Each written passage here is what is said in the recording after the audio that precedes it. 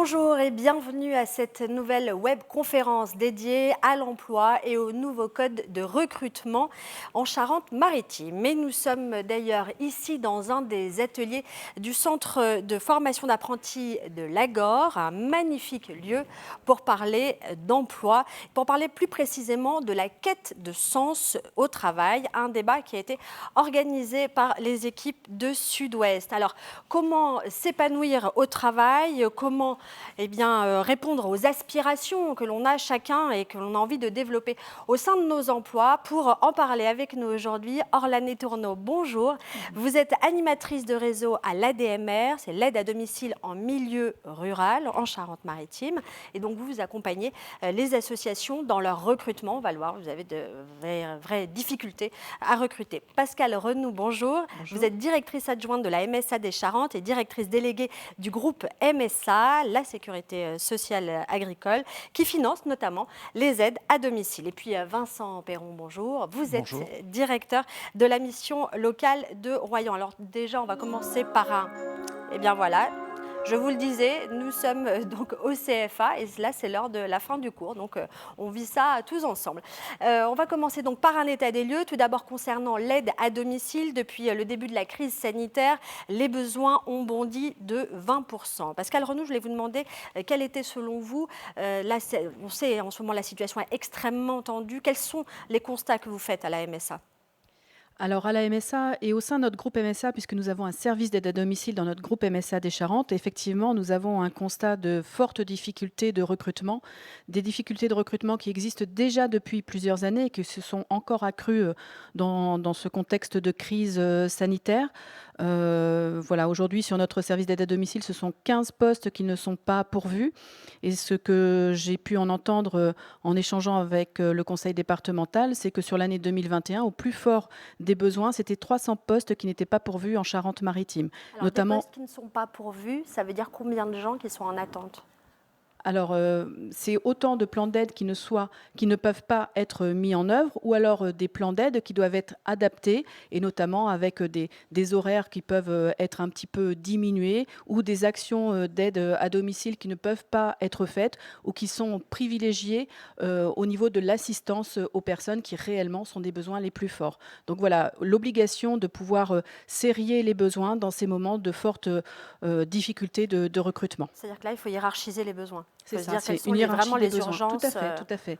D'accord. Tout à fait. Les personnes les plus dépendantes ont des besoins aussi de plus en plus forts. Et donc, voilà, c'est cette nécessité de pouvoir répondre à ces besoins pour aider ces personnes à vivre au mieux leur quotidien.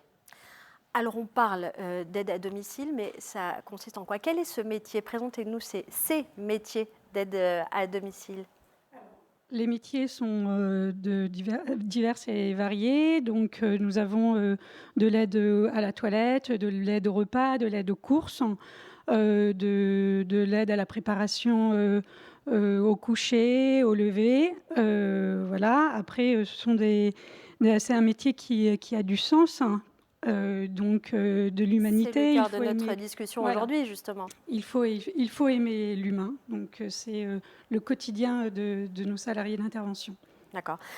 Combien de bénéficiaires vous avez en attente Alors, actuellement, nous en avons environ 50. Il y a 6 mois, nous en avions 200.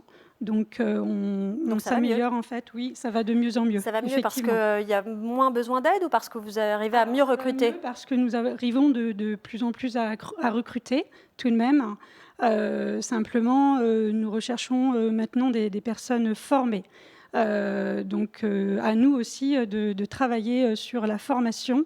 Et nous travaillons sur la formation de nos salariés d'intervention. Et c'est vrai qu'on a l'impression, finalement, aide à domicile. On se dit que nous tous, chez nous, on est plus ou moins déjà aide à domicile. On sait faire à manger, et donc on peut s'imaginer spontanément pouvoir venir en aide à d'autres personnes. Oui, tout à fait. Si on aime l'humain, effectivement, on peut travailler dans ce domaine. Sauf qu'il y a des formations. Voilà, exactement. Il y a des formations. Alors, il y a des écoles qui forment, les MFR. Les lycées qui forment à l'aide à domicile, mais nous aussi, au sein de la DMR, nous formons avec les auxiliaires de vie que nous avons déjà sur le terrain, nous formons les nouvelles recrutées et les nouveaux recrutés. Est-ce que vous comprenez que ce soit un métier qui ne soit pas toujours attractif? On le sait, enfin, en termes d'horaire, de planning, ce sont des métiers qui sont contraignants. Oui. Tout à fait. Après, à nous de nous adapter avec ce nouveau public que nous avons aujourd'hui. La société change, nos jeunes changent. Donc, nous travaillons réellement sur le terrain pour travailler en groupe de travail avec ces personnes. Nous nous adaptons. La plupart n'ont pas de permis, donc on les aide à passer le permis avec le Pôle emploi. Nous avons des voitures sans permis, nous avons des véhicules de service. Il y a eu une revalorisation salariale récente aussi. C'est-à-dire, on gagne combien à peu près? Alors 15% en plus de ce qu'on gagnait avant, donc c'est très bien. Donc on est à 10,84 € et voire plus. Pour les diplômés, en fait, on valorise aussi le diplôme. Donc les personnes qui ont le diplôme ont eu une augmentation au niveau du salaire conséquente. Alors là, vous le disiez, les jeunes, finalement, viennent à vous de plus en plus. Du coup, la transition est toute faite avec vous, Monsieur Perron, qui a dirigé donc une mission locale à Royan. Vous recevez des jeunes de moins de 25 ans, c'est ça votre public. L'aide à domicile, finalement, en effet, c'est une des bonnes pistes que vous leur proposez? Alors oui, je représente l'ensemble des missions locales de Charente-Maritime, c'est pas spécialement Royan. Mais vous êtes basé à Royan. Voilà. Donc nous, oui... On est ancré territorialement dans nos missions locales, donc toutes les offres sont bienvenues et on essaye de travailler un peu différemment avec les différents employeurs. Donc en l'occurrence, sur ces métiers-là, on essaye de mettre en place des découvertes métiers, des visites d'entreprise, parce qu'on sait qu'il faut faciliter la rencontre pour que les gens justement aient la capacité à découvrir concrètement. Aujourd'hui, parler d'un métier dans une salle, par exemple à la mission locale, ça marche beaucoup moins bien que d'aller faire une visite dans une entreprise.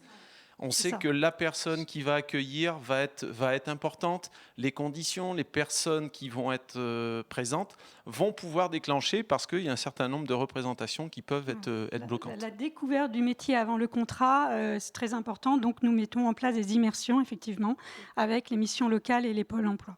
D'accord, ok. Donc, alors, comment ça se passe? Donc, en fait, le jeune doit venir jusqu'à la mission locale, et puis après, il y a tout un dispositif qui lui est proposé, donc une immersion. Oui. Une immersion, ça veut dire on passe combien de temps On est sur des 15 jours, on peut être sur 2 semaines, mais dans un premier temps, on réfléchit avec l'entreprise, on va imaginer toutes les mises en valeur qu'on va pouvoir faire, parce qu'effectivement, si on commence à dire sur un métier, faudra que tu fasses, que tu changes les couches, que tu sois avec des personnes âgées, c'est dénigrer entre guillemets le métier. Donc c'est essayer de montrer les aspects positifs, le côté humain, le côté aidant, qu'on va pouvoir illustrer pour leur donner envie d'aller vers ces métiers. Donc après, on montre vraiment une opération qui est du sur-mesure avec l'employeur, et on essaye d'amener des jeunes qui n'ont pas forcément de projet. Quand les gens ont déjà une idée de ce qu'ils veulent faire, ça c'est facile pour nous, on y va directement, mais sinon c'est essayer de les amener à leur donner envie d'aller vers ces métiers. On leur dit tente, essaye de venir voir. Alors aussi, certains jeunes viennent directement nous voir, et avec des CV qui n'ont parfois rien à voir avec l'aide à domicile. Donc nous leur proposons de rencontrer soit la mission locale, soit le Pôle emploi, de manière à pouvoir mettre en place cette PMSMP, on appelle ça une PMSMP, une immersion, pour la découverte du métier. Et ensuite, au bout de ces 15 jours, ils peuvent nous dire si le métier leur plaît, alors on les met en formation. Bien sûr, on les place sur une formation. D'accord. Quand on a préparé cet entretien, vous m'avez expliqué qu'il y avait 4 profils de jeunes aujourd'hui que vous receviez. Expliquez-nous. Oui, tout à fait. Sur les 10 000 jeunes qu'on accompagne au niveau de la Charente-Maritime, on a les jeunes qui ont déjà une formation à un métier. Donc là, comme je le disais tout à l'heure, c'est assez simple parce qu'on va les mettre en relation avec notre réseau d'entreprises. On a ensuite des jeunes qui nous disent qu'ils n'ont aucun projet, qui ont un niveau d'études pas suffisant pour trouver assez facilement un travail. Et là, ce qu'on leur propose, c'est de travailler sur leur projet, justement. Mais eux, ils nous disent non, moi, ce que je veux, c'est un job. Peu importe, dans quoi que ce soit, je veux travailler. Donc là, ces jeunes-là, si jamais on les force, entre guillemets, à réfléchir sur ce que tu veux faire, il faudrait que tu aies un projet, on va les perdre. Donc il faut essayer de les mettre en situation, peu importe, ça peut être de l'intérim, ça peut être un CDD de 2 mois, de 3 mois. Il faut qu'ils aient des expériences qui vont les amener progressivement à choisir, en sachant que ceux-là, souvent, ils aiment la polyvalence.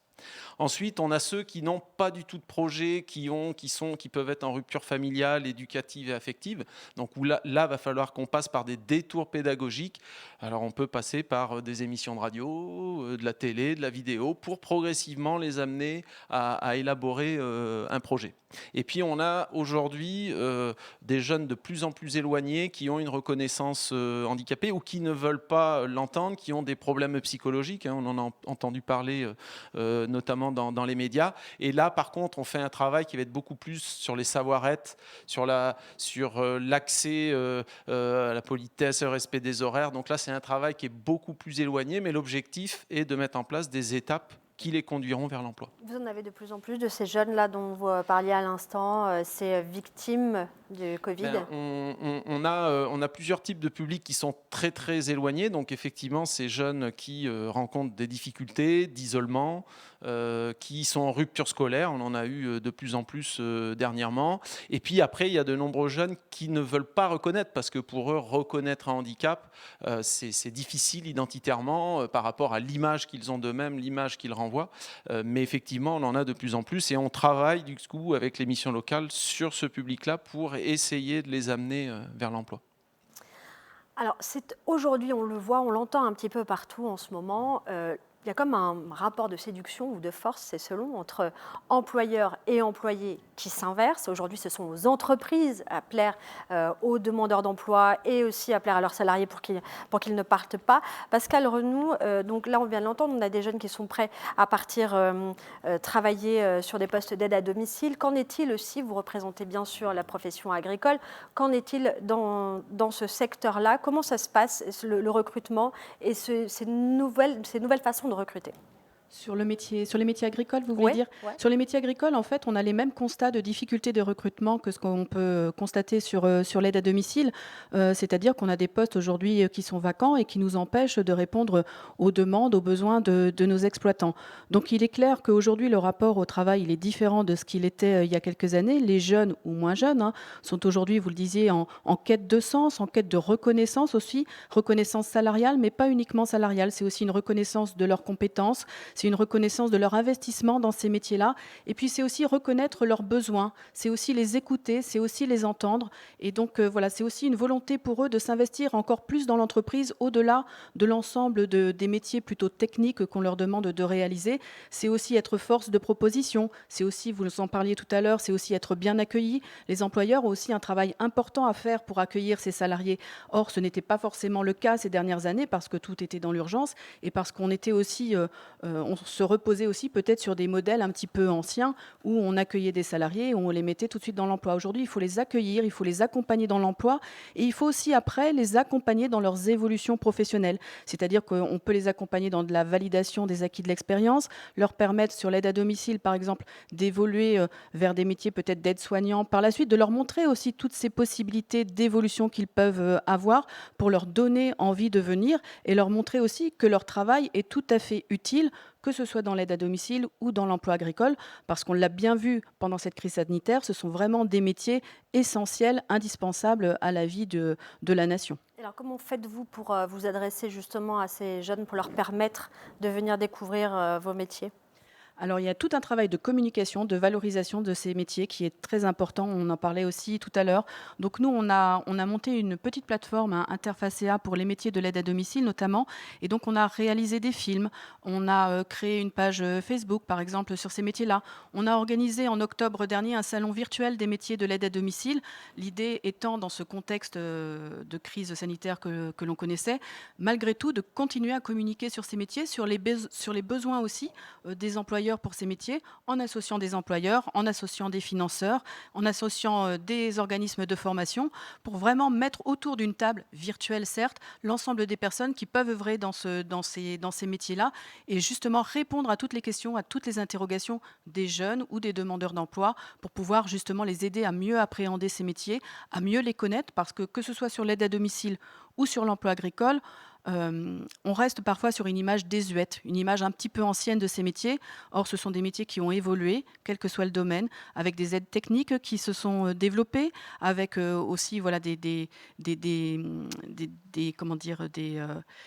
des travaux qui sont différents de ce qui pouvait être avant, un lien social aussi qui est important à valoriser. Donc voilà, il y a tout ce travail-là de communication qui est à mener. Aussi beaucoup avec le conseil départemental qui ont mis une plateforme, il a mis en plateforme une plateforme emploi17.fr pour tous ces jeunes qui peuvent s'inscrire et aller voir les demandes d'emploi. Voilà. Okay.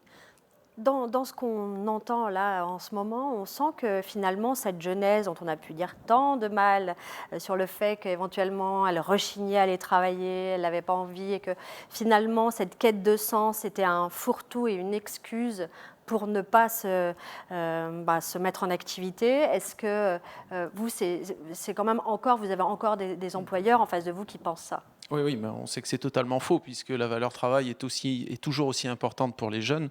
Et on s'aperçoit par contre qu'il faut que les employeurs fassent un effort pour incarner leur entreprise, avoir un degré d'exigence peut-être moins important puisque quand on entend en tant que recruteur, on veut souvent tout un tas d'exigences, on voudrait le mouton à 5 pattes.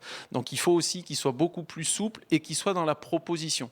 Les jeunes, et comme nous tous d'ailleurs, effectivement, comme vous l'avez soulevé tout à l'heure, il faut qu'il y ait un accueil qui soit particulier. Mais dès le moment où on présente une offre, par exemple, on a certains employeurs à qui on propose de faire quelque chose de peut-être un peu plus humoristique. Et on sait que ça peut attirer. Vous avez un exemple en tête? On avait par exemple quelqu'un dans les espaces verts qui cherchait le super-héros pour travailler dans les espaces verts. Donc ça attire. Et du coup, le jeune peut se dire, tiens, ça demande en tout cas, ça m'intéresse, ça sort du lot. Parce que c'est vrai que les offres d'emploi, CDI, 35 heures, avec le niveau de formation, le niveau d'expérience exigée, c'est pas très fun. Donc du coup, on essaye de voir comment donner une image un peu plus positive, un peu plus humoristique par moment. Faut l'incarner, faut le présenter effectivement sous forme de vidéo. En mission locale, on a des collègues qui utilisent la vidéo. Et puis après, on a tous été jeunes. Comment j'arrive, comment on m'accueille, on présente l'équipe, on présente le matériel. Et là, du coup, on a d'autant plus de chances de pouvoir garder la personne. Puis après, j'aurai d'autres exemples dans la restauration, par exemple, où on met en place des ambassadeurs aussi, où c'est, entre guillemets, des salariés qui vont dire à d'autres salariés, venez rejoindre notre équipe. Donc, ce n'est pas forcément l'employeur qui est toujours le mieux placé pour recruter. D'accord. Quand on vous entend, on a l'impression quand même que du côté des employeurs, ça bouge quand même. Il y a quelque chose qui se passe, les gens sont en train d'en prendre conscience. Bien sûr. Après, la notion d'équipe existe vraiment.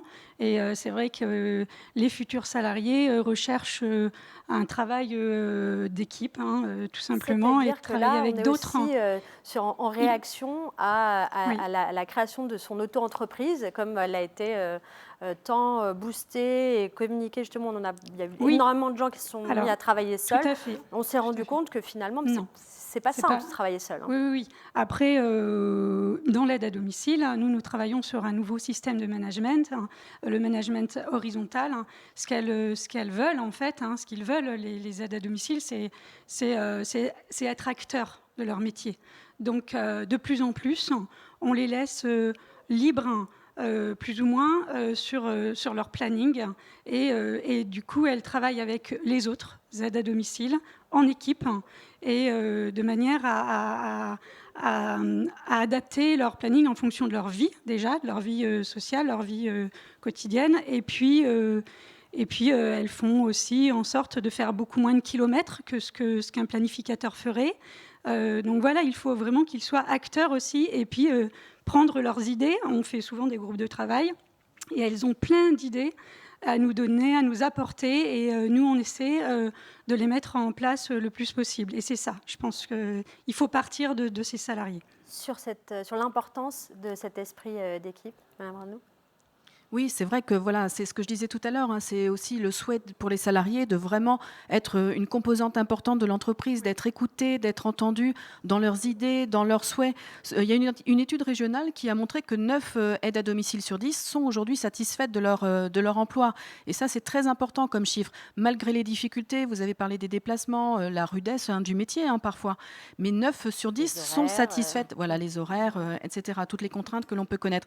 Mais malgré tout, elles souhaitent souhaitent poursuivre leur métier tout en l'adaptant, tout en étant un petit peu plus acteurs, être aussi dans une meilleure connaissance des pathologies des personnes âgées pour pouvoir mieux les accompagner. Ça, c'est aussi une demande qui est ressortie de cette étude. Mieux connaître le contexte social de ces personnes-là. Aussi, donc c'est de la formation continue qu'on vous demande aussi. Une fois qu'on est en poste, on s'intéresse finalement à des pathologies. Et de la formation continue qui va au-delà des compétences de base telles qu'on a pu le faire. Vous êtes à même de pouvoir actionner des leviers pour que ça se déclenche. Bien sûr. Oui. Bien sûr. Ce qui est important aussi, c'est la synergie. C'est la synergie des acteurs aussi, la synergie des employeurs sur le métier de l'aide à domicile. L'ensemble des services d'aide à domicile de Charente-Maritime travaillent ensemble justement sur des thématiques communes qui les intéressent pour progresser dans leur vision des métiers, dans leur vision de l'accueil des salariés, dans leur vision du quotidien des salariés ou de leur évolution. Donc ça, c'est aussi important, toute cette synergie, cette coordination des acteurs, elle est aussi très importante pour pouvoir évoluer ensemble. On entend encore une fois que les choses bougent. Je pense à ce titre du quotidien du Monde il y a quelques jours sur les jeunes et le travail qui titrait cette révolution silencieuse. Je trouvais les titres bien trouvés. C'est ce qui se passe, c'est-à-dire qu'en fait, ces jeunes actuellement, ils font bouger les lignes, mais pour nous aussi. Oui, parce qu'on parle des jeunes, mais finalement, c'est l'ensemble de notre société qui bouge. Et pour prolonger ce qui se disait, il y a besoin aujourd'hui, pour un associé, d'être associé justement à la créativité, être responsable d'un service, être responsable de ses engagements. Donc, il faut arriver effectivement à bouger les lignes et à être beaucoup plus à l'écoute. Certains employeurs vont jusqu'à prendre en compte l'ensemble de la personne, c'est-à-dire la garde des enfants, est-ce qu'on a toujours son permis, est-ce que la voiture va bien. Donc il y a des employeurs qui passent du temps pour prendre en compte ces choses-là en considération, sinon ils risquent le lendemain d'avoir personne au travail. Donc il faut prendre tous ces éléments aujourd'hui en compte. Le sentiment d'appartenance est extrêmement important.